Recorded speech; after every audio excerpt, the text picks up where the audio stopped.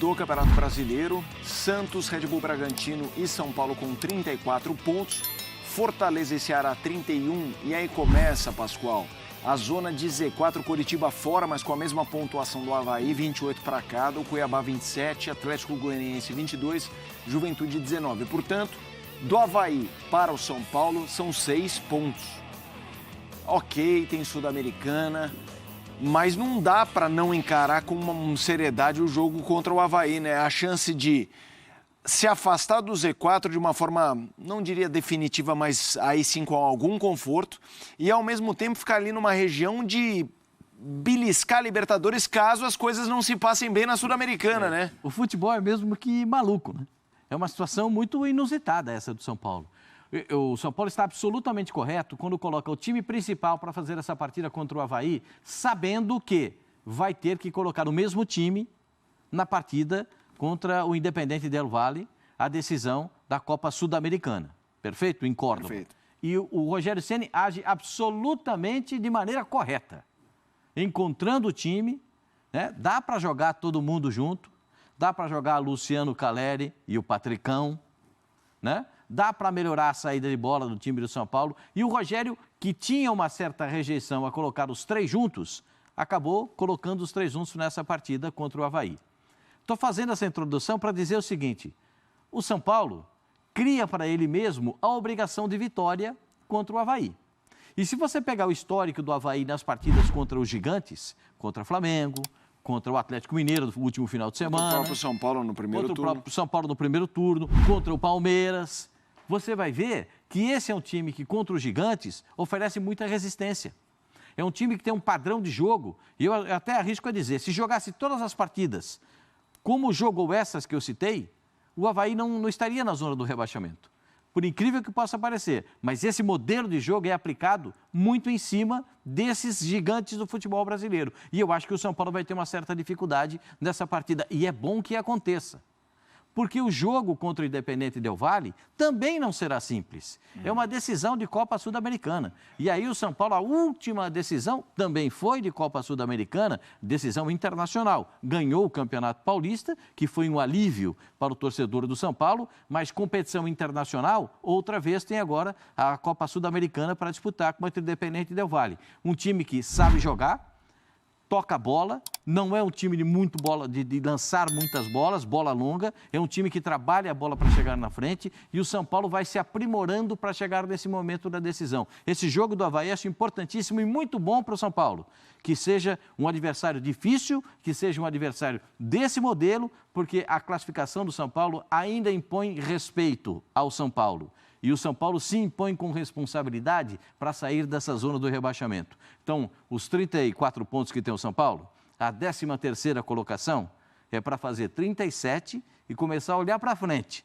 Porque se não der dessa maneira para se classificar para a Libertadores, vai ter que buscar no Campeonato Brasileiro. Você acha que o elenco e os jogadores que entrarem em campo nesse domingo conseguem realmente focar no jogo do Avaí, esquecer um pouco o Sul-Americano, ou essa final entra em campo nesse domingo? Eu acho que eu gostaria muito que o ser humano pudesse separar as coisas. Mas nós também somos seres humanos. Claro. E muitas vezes não conseguimos separar essas coisas.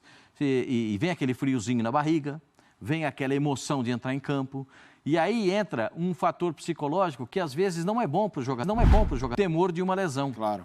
Então, eu acho que esse aspecto não é bom. Mas estar em campo, jogando, praticando e tendo a possibilidade de se aprimorar, eu acho importantíssimo para o time do São Paulo. Claro que o jogo é contra o Avaí, mas depois dos 30 minutos do segundo tempo, 35, o pessoal já começa a pensar, poxa, o próximo jogo é decisivo e eu tenho que estar inteiro também nessa hora da decisão. Então eu acho que o jogo vai ter uma vertente até um certo momento, e outra situação a partir desse momento, porque o time do São Paulo vai começar a pensar mesmo na disputa da Copa Sul-Americana. E tem que ser assim. O São Paulo tem que estar voltado para essa competição. Até fiquei meio que impactado com aquela declaração do Rogério Ceni, dizendo o seguinte, se não ganhar, eu não tenho que estar aqui no ano que vem. Isso me impactou. Você está entendendo esse Eu consigo dele? entender. Qual é? Pressão na diretoria? Não, ele está pressionando os jogadores. Ele está pressionando o contexto geral do São Paulo. Sim. Claro que não está pressionando os torcedores. Como que se não aceitasse outra coisa que não um título. Isso. Vamos ganhar, acabou. Nós não podemos nos contentar com outra coisa. O São Paulo tem que pensar grande. E eu acho que tem que ser assim. O São Paulo é tricampeão do mundo, tricampeão da Libertadores da América, e tem que pensar grande. Tem que pensar em ser campeão.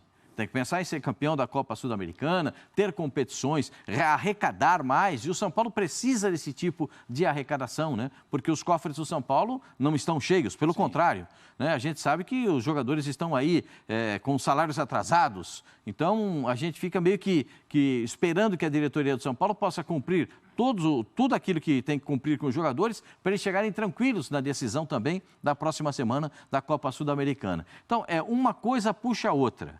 Jogar bem contra o Avaí, ter um time compactado, ter um time que consegue atacar o adversário e se precaver na hora necessária, e precisa também ter um time que tenha sentimento de ganhar, sentimento vencedor, sentimento de quem quer a conquista da Copa Sul-Americana. Essa foi a mensagem do Rogério Ceni.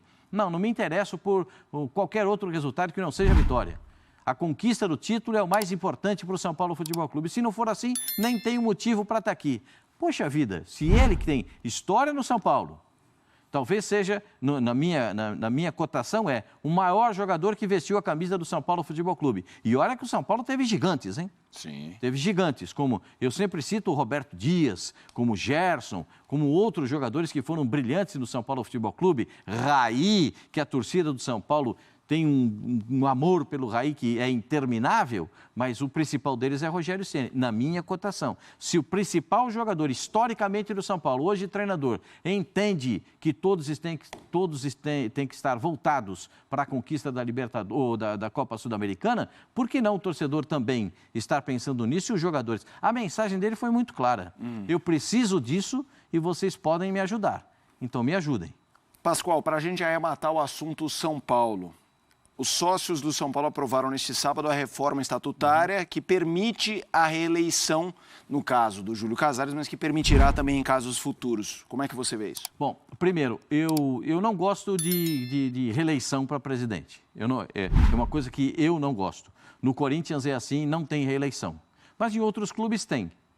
Eu também não entendo que seja proveitoso para o São Paulo Futebol Clube ter um presidente agora e essa mudança no estatuto valha para agora. Deveria valer para o próximo presidente e não para o atual presidente. Não que o Júlio Casares não esteja fazendo um bom trabalho, pelo contrário, se esforça muito para ter o São Paulo forte, se esforça muito para ver o São Paulo bem. Mas eu acho que existem coisas e existem métodos que devem ser adotados. O São Paulo optou por essa situação, de dar a Júlio Casares a possibilidade de uma reeleição, né? A gente viu nos 2 últimos mandatos do ex-presidente do São Paulo, o que aconteceu com o São Paulo, né?